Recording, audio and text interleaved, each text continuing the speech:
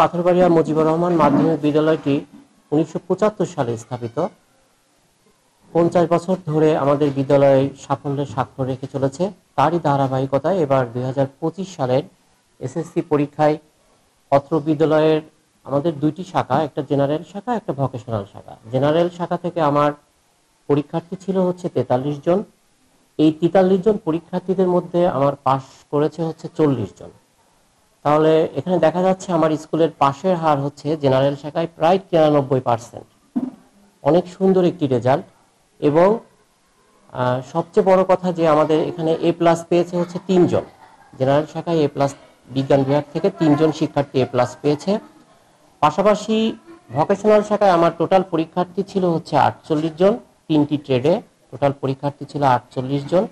এই 48 জন পরীক্ষার্থীদের মধ্যে আমার ফলাফল মানে সব পাশ করেছে হচ্ছে 43 জন।